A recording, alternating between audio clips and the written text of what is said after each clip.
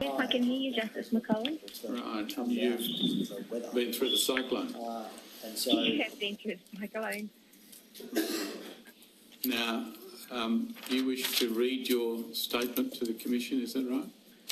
Yes, I do, Your Honour. In the ordinary course, giving evidence requires you to be sworn. Do you have a Bible handy? Your Honour, would I be able to do an affirmation? Certainly, certainly. And in that event, would you repeat after me? I do solemnly, sincerely and truly. I solemnly, sincerely and truly declare and affirm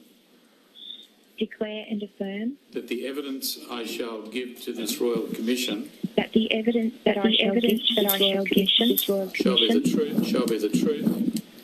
be the truth, shall be the truth, the whole truth, and nothing but the truth, and nothing but the truth. Right. I'll hand back to Mr. Lloyd now, who will take you through your statement. Thank you. Thank you. Ms. Bray, you've made a statement. I am a single mother of 4 children and a final year law student. Being a survivor of sexual abuse is like being in a lifelong invisible war. Just like many fellow survivors, the scars that we carry and the battles that we fight cannot be visually identified. If the scars of sexual abuse were visual, I'm sure I would be in a wheelchair with missing limbs and horribly deformed with burns and scars. The damage that sexual abuse causes to survivors is undefined. Even though we may have physically survived, we have been sentenced to a torturous life sentence, full of unnumbered battles. The damage is catastrophic. My words today do not even scratch the surface to be able to describe the full impact that the abuse has had on me and my children. Despite the personal cost, I have been determined not to let my abuse control and define me. The most difficult battle that still has a huge impact on me as a person is the injustice that I have suffered from a religion that professes to have higher standards than other religions. I was ostracised and silenced from speaking about the abuse to anyone, and so I could not deal with it at the time, and I was forced to internalise all of the pain, grief, anger, betrayal, worthlessness and shame. I have suffered feelings of abandonment and worthlessness, and these overwhelmed me so much that I attempted suicide as a teenager. There was no support from the religion, my family or friends. Not one person would stand by my side to help, protect or advocate for me. In fact, it is the injustice of this treatment that drives me, and it is a very big part of the reason why I have come forward today. It is a very callous way to be treated, and in my opinion, it has been far worse and caused more damage to me than the abuse itself. No survivor of abuse should be made to feel this way. Despite my best efforts to distance myself from the religion, the snowball effects of the abuse and subsequent treatment by the religion have permeated my life like a cancer.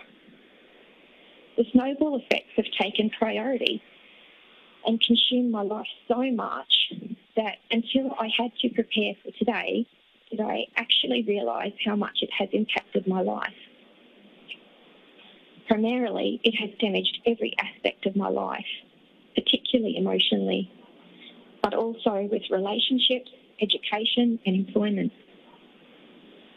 The emotional pain manifested as physical pain. For years after the abuse, I recall actually feeling physical pain, something that I could describe as being hit by a truck. I was robbed of my innocence, my childhood, my adolescence, young adulthood and the years since.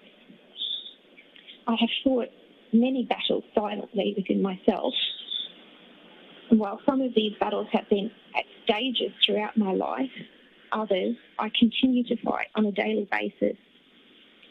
I have struggled with depression, panic attacks, high anxiety, overwhelming feelings of anger, worthlessness and betrayal. My intimate relationships have been driven directly by the abuse. Significantly, it caused me to make poor choices in partners. This is not because I'm a bad judge of character, but rather because domestic violent behaviour was normalised within my family. It was only since I studied law did I realise that my upbringing and the dictatorial beliefs of my parents and the religion were not normal. I was astounded to discover that they actually fell well below what was an acceptable standard of society. It was my exposure to the law that truly opened my eyes to the fact that my partner at the time was very similar to my abuser. He was extremely manipulative, physically, financially and emotionally abusive in an effort to control me, my children and me.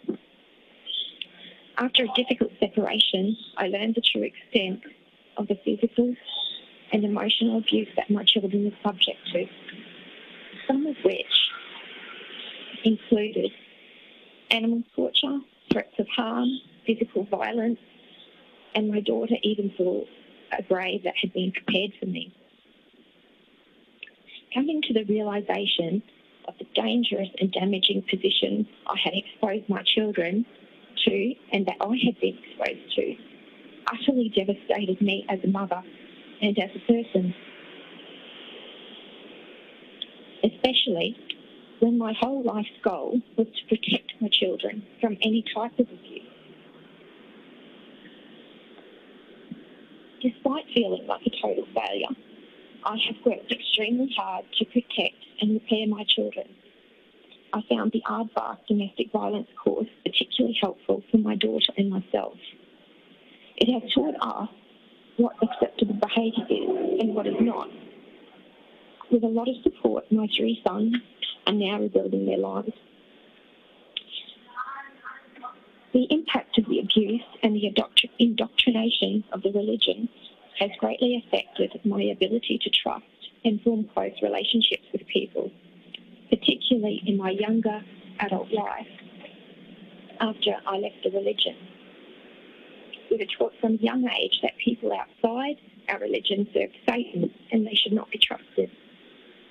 I believe that if I had possessed the capacity to trust someone at this stage in my life, it would have prevented my children and me from remaining in an abusive relationship and being subject to domestic violence for the next 10 years. I would also have asked someone for help when my partner at the time was physically violent and abusive towards me in an attempt to force me to abort my daughter. My education and employment are another snowball effect and have been directly affected by the abuse. The religion and my family controlled my education and kept me segregated from society, and I was not allowed to be educated past year 10 or work full time. This limited my employment choices. I found it extremely distressing that I was not able to grieve and process my emotions at the time of the abuse, because it has forced me to deal with it later on in life after I've become a mother, which ultimately affected my children. At the time, I had 3 young boys that I was financially, emotionally and physically responsible for. I wanted to give them opportunities, acceptance and unconditional love that I had never had. I could not let any of my emotions out because I was afraid that I would shatter and completely fall apart. I had to disconnect emotionally to get through the subsequent criminal trials. This meant that I disconnected from everyone, including my children. Another aspect of employment is my tendency to overwork and give 300% instead of 100%. I believe that I am so driven because I'm always looking for validation of my own self-worth. The abuse and the cruel treatment of the religion, former friends and family disintegrated my self-worth as a person. Unlike other people who may naturally have the ability to retain a measure of self-worth, I feel that I need to continually work hard to confirm and replenish the fact that I matter and that I am of some value. I am so used to being accountable for everything and working hard that I find it difficult to allow myself to take time out and relax. Despite my tendency to overwork, the abuse has impacted my ability to work and be a mother at the same time. After the birth of my daughter, I set up a hairdressing salon at home so I could care for my daughter and work at the same time because I was petrified she would be at risk of being abused in a daycare centre. It was particularly challenging to work full-time with a baby. It meant that I spent possibly 5 to 6 times longer to complete tasks, which meant that I worked longer hours to earn enough money to support me and my children. Irrespective of the fact that I have worked extremely hard to educate myself and taken various steps to try and erase the harm caused by my abuse, I have not been able to stop the snowball effect, stop triggers or reverse the damage. I cannot make what happened to me disappear. Thankfully, I now have a support network of precious friends who encourage me when times have been really tough. I am very grateful for them and believe that it is their acceptance of me that has helped me be resilient enough to speak today.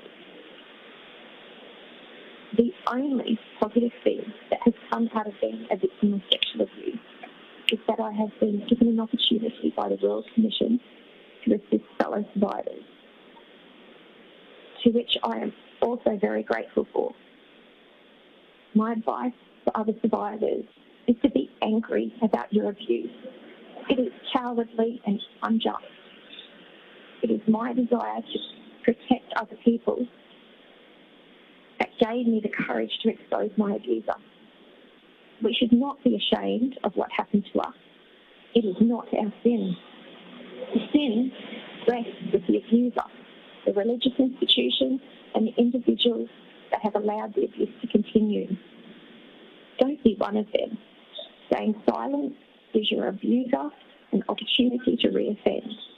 I urge you to take back your power and your voice to expose them, because they are the ones that need to wear the shame. For those that are not able, I will keep advocating on your behalf for changes to the law. Given the damage and the lifelong effects that we are forced to suffer, I believe that religious institutions should be criminally and financially liable for covering up acts of sexual abuse.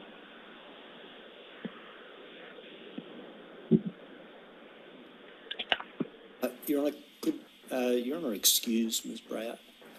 Thank you for your statement and for making the time available today. We're sorry you couldn't join us in Sydney, but thank you. And I know you received a summons, so it's necessary for me to excuse you. Thank you so much. Thank you indeed.